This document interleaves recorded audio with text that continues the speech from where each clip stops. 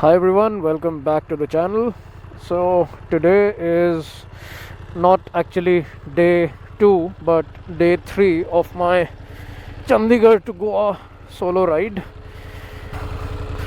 Yeah, the camera wasn't fit properly, so I just reset that. Actually, if you've seen my first video of day 1, basically I covered over 1,000 kilometers to from Chandigarh to Gandhinagar. So I did that in about 14 hours or something like that, and yeah, it was a good ride. The highways are fantastic, but yesterday I wanted to record, but I was just a bit too tired to vlog anything. So basically I thought that what I'll do is I'll cover everything on day 3. And look at those windmills, and sort of give you details on where all I went on day 2 and how I planned the route and took that. So I started at around 5:45 a.m. from Gandhinagar, and the route was to basically get onto the NH48 and go through Thane, which is in Maharashtra, away from Mumbai, and get to Lonavala, because of course if you're in a car you can take the expressway, but if you're on the bike then that is the best route. So first of all, it's a bit scenic as well, and it is the weather around Lonavala is also pretty nice. So the initial plan was to stop and take a halt for day 2 in Pune, but the amount of traffic that was there, I just decided to continue on. So I had reached Pune around 6 p.m. and even on a Sunday there was a whole lot of traffic. So then I decided that I will just continue and go to a town further up ahead. So yesterday's ride was about 800 kilometers till a town called Satara. Right, it is right off the highway. It's a small town, so when you halt there, the next day when you have to leave, you get to the highway pretty quick. Now today is the 3rd day, and I started at around 7 a.m. because today's ride is not going to be that long. So I have to go to Asagaon in Goa.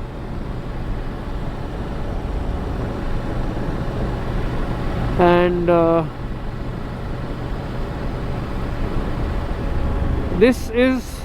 there are, I think, essentially 3 routes that you can take from Satara or Pune or that main highway to Goa. Look at the Langur. So one is through Kolhapur, that is the main highway, and the other one, I'm forgetting the name of that town that you can cross. I think that is the main fastest highway, but according to my friends who've done this route, they said that it's not the greatest. There are a few diversions and it's not very scenic as well. This particular one is the 3rd route, which is apparently the most scenic one, which, as you can see. So I'm taking this one. There is a waypoint. It's a restaurant that my friend told me to first navigate to, and then from there navigate to Goa. I'll put up a screenshot on what route I've taken, and if you guys plan to come to Goa from the north, then I think this is a good route to take. I mean, I've just started the ride about 1 hour 20 minutes ago. It's 8:20 right now. So far so good. I don't know how the route will be ahead of this, but this is from the looks of it, it seems to be pretty nice. The road is very nice. Of course, it's just a 2-lane road, but yeah, this is just fantastic. Also, considering that today is Monday early morning, I wanted to stay like halt on a Sunday night outside the city, so that in the morning I don't get stuck in the uh, hustle and bustle of a big city. Along with this, so I'll tell you how much sleep I got on the first 2 days. So on the first day, of course, the day I had to start the ride, had to make sure that I was well rested. And the first day, I could sleep for about 5 hours. Yesterday, on day 2. So yeah, the day I had to start day 2, that night, I could only sleep for about, which was of course in Gandhinagar, I could only sleep for about probably close to 4 hours, because I think I dozed off around 11, and then I was up at realistically I think I slept around 11:30, and I was up at around 4.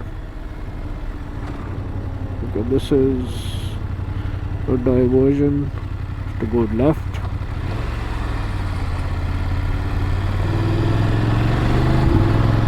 So yeah, the first day was not really tiring. So if you think of it, 1100 kilometers is a pretty long day, right? But because the highways in Rajasthan are so nice, and of course Gujarat as well, that it just did not feel as if I had ridden 1100 kilometers. But yesterday it was 800, and the problem was that around Maharashtra the traffic was insane, even on a Sunday. So it just got very tiring, and then I thought that I would need to get more sleep. So yesterday I dozed off around 10, and then I was able to have a very sound sleep till about 5 a.m. Yeah, 5 a.m.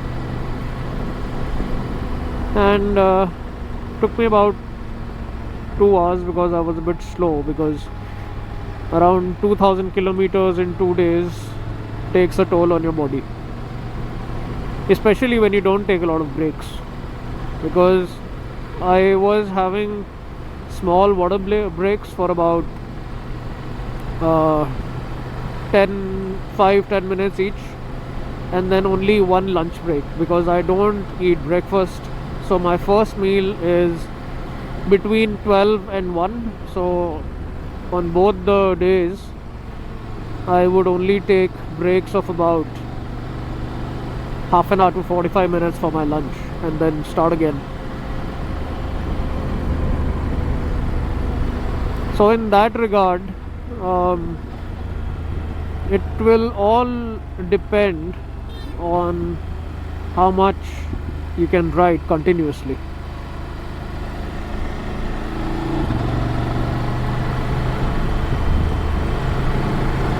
Especially it also depends on the type of motorcycle you're riding, because on this particular GS, if I get tired by sitting for long hours, I just stand up for some time and then I ride, and then I'm fine again, because it's mainly your legs and your butt that you need to stretch out.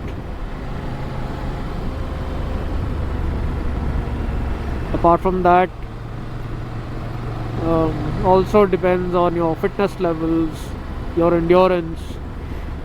Of course, the weather also plays a key role, because if you are riding in a relatively cold weather, you will not lose a lot of fluids from your body, and because of that you will be able to sustain for a lot longer, stay a lot more hydrated. But if the weather is warm, then obviously you will have to take a lot more breaks, and you might not feel as great while riding for longer distances.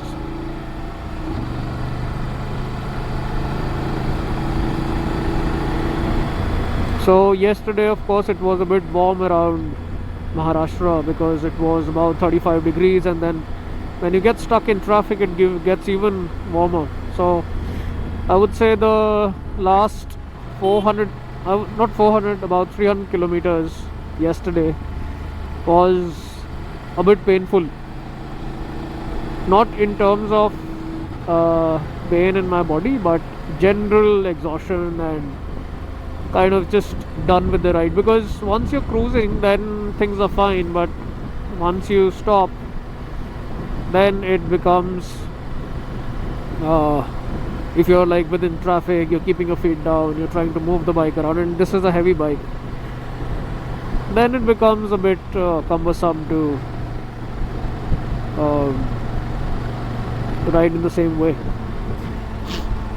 But I'm hoping that today will be easy to manage, because today is not very long in terms of the distance that I have to cover.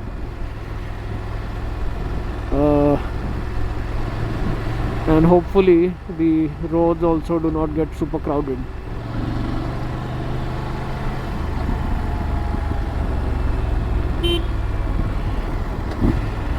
I know I wanted to cover a lot more how I'm packing and all, and how I set up everything in my bags. That's something I've done previously in one of the videos in the Goa series. I have to set up that series, but it is basically I'm just carrying one heavy cavalry B50. That's a 50-liter bag by Westprint Motor. Then I have a 20-liter backpack, and then I have a day case that Zara Motorcycles makes. That has all my chain clean, chain lube, some goggles on the side of the bike.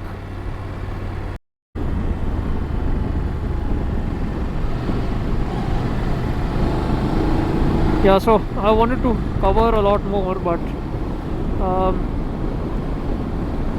because when you don't ride very long distances frequently, and then you have to travel, then there is a bit of anxiety, and then you really want to just focus on the roads. And yeah, because today I was a bit more relaxed, so I thought might as well cover what I'm seeing and tell you guys about the route as well.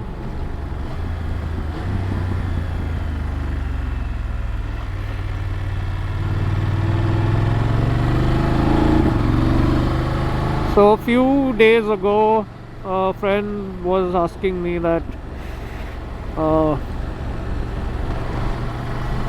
am I not scared to ride such long distances alone? There is mixed opinion to it.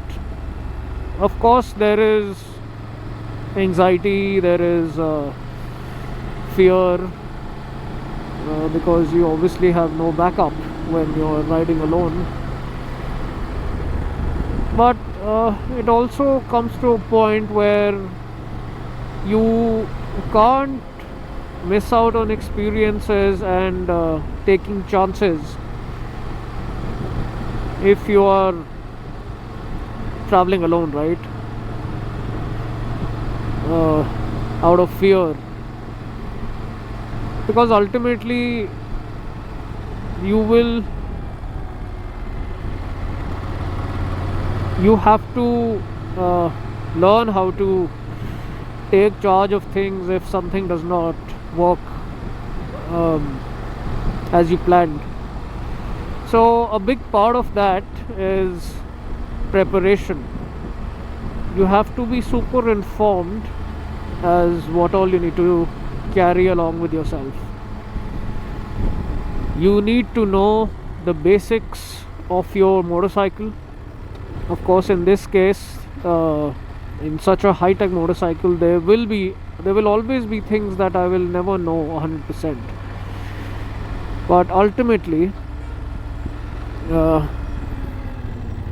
one second, let me check the route again. Okay, got it. Cool. So we have to take a left from here.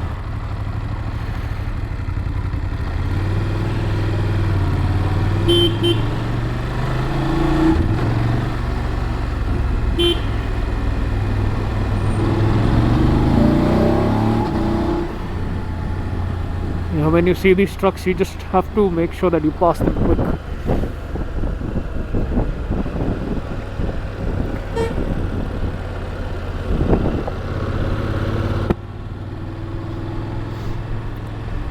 Yeah, so coming back to the fact that knowing about your motorcycle is super important. So before you head out, understand the basics: how to change the tire, how to take the rim off, how to clean the air filter, how to jump start your motorcycle,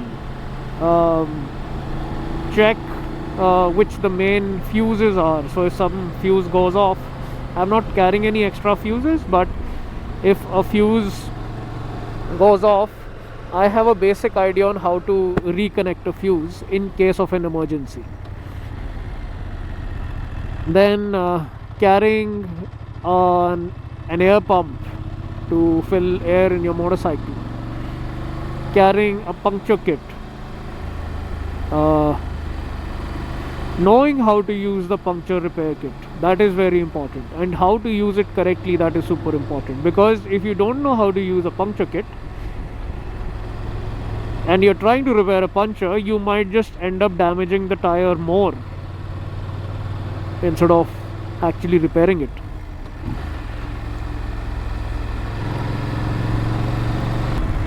Apart from that, finding out friends or families close to your route. So if something goes wrong, you know who to reach out to just in case you need some help. Then it's always better to take a route where you will find your service centers. So the route that I took in Gujarat, I think in Ahmedabad there is one BMW Motorrad. Then after that there's in Mumbai, and then of course I think there is one in Pune as well. So just really knowing the service centers will give you a very good peace of mind before you head out. Now, in terms of the risks that are there on the roads, of course Indian roads are notorious. You have to be very sure of how you ride, and be a defensive rider. No need to ride with ego once you're doing these long distances. Whenever you are traveling through some other states or other towns that are not yours, that are not your hometown, even if someone cuts you off or drives dangerously where you feel that you could have had a crash, never abuse them, never pick up a fight with them. always be respectful, always be in your limits, even if they say something to you, maybe you were wrong, or they say that you were wrong in terms of how you were riding and how you were driving. Just accept your mistake, say sorry, and move along. First of all, there are two reasons to it. One, if I'm in Maharashtra, of course 95% of all the people here will be Maharashtrians, and you are riding a motorcycle which is from a different state.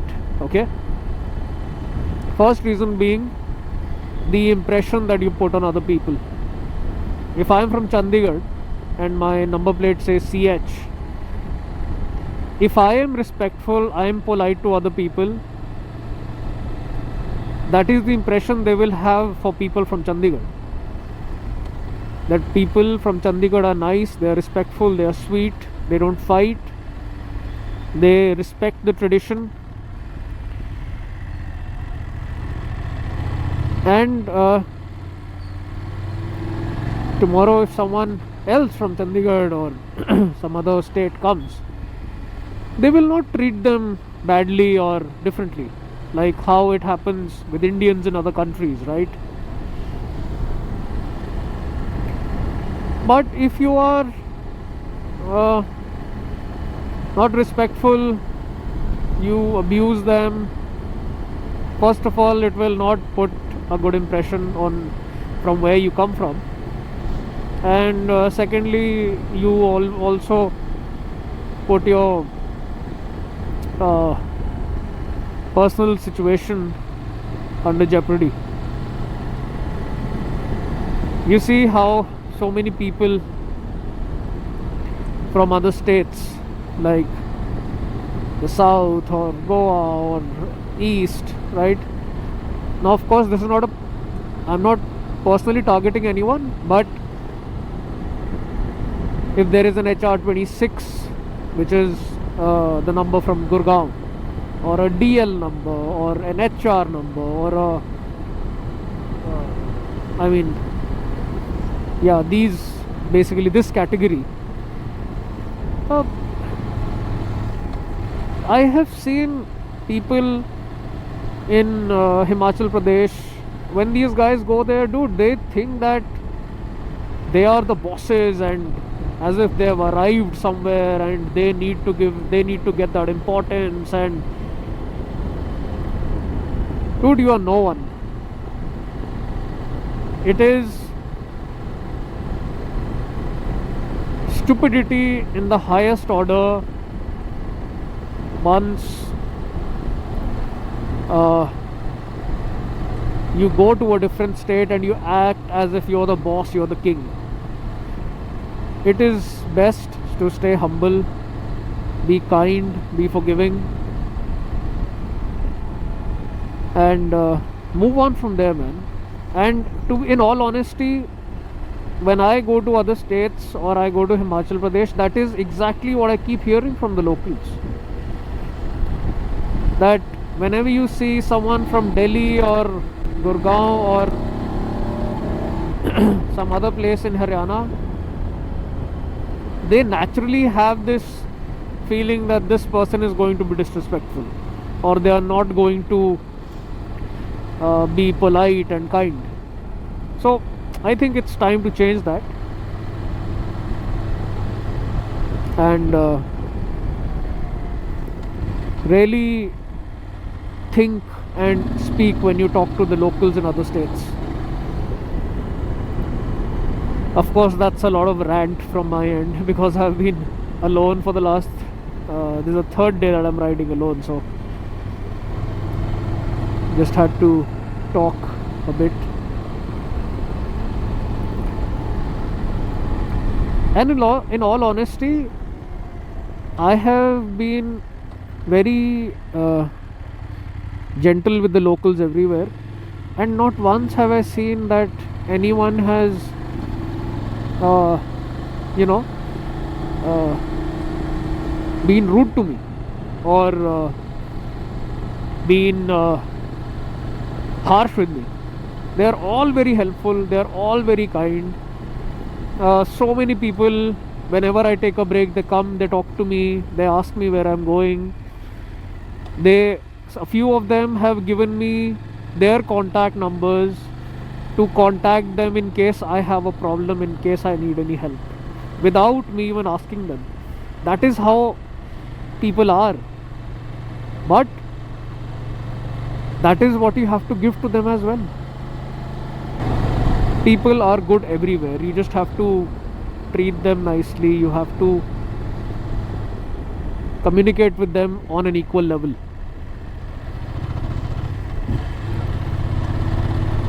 That's all it takes. So, coming back to the question that my friend asked, am I scared or am I anxious to do this journey alone? I think it's easy to understand that people will help you in case you need help. You are not in the middle of nowhere like a Sahara desert or some other place where there's no one around you to help you. Constantly there'll be people passing you, there'll be cars, trucks, motorcycles. So if you need some help, there will people always be there to assist you and help you. Left with about 58 kilometers. This place is amazing, man.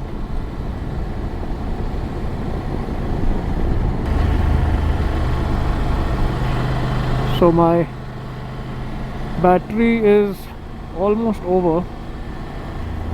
I have a spare battery. I just don't remember whether that is charged or not. If I take a break, I'll charge the camera again and probably then show you the journey after the first waypoint towards Goa. Okay, so I just took a break at this very nice location. Check this out.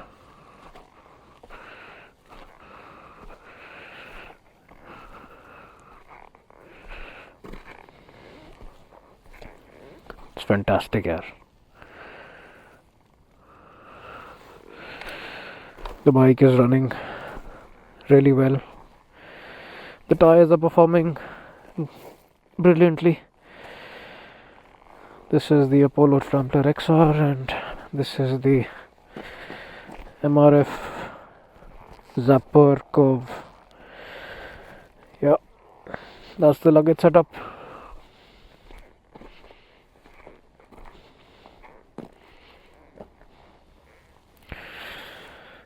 Fantastic. Okay, so I've reached Goa. It's pretty warm here and thought I'll show you how the bike is performed. So a total of 2246 kilometers, fuel consumption of 20.4 kmpl and a ride time of 31 hours and the range left is 111 kilometers. Today's ride was basically yesterday I did 800 and total now is 1116.5. That's the bike after 2300 kilometers. Absolute beast, man. So that's the view from home. It's pretty warm, man. Humid too. But yeah, basically now it's time to replenish. So I've got 2 Monster Energies. These are my favorite. And then of course 3 protein shakes. And yeah, that's all for now. Signing off from Goa. I will see you guys next time. Thank you so much.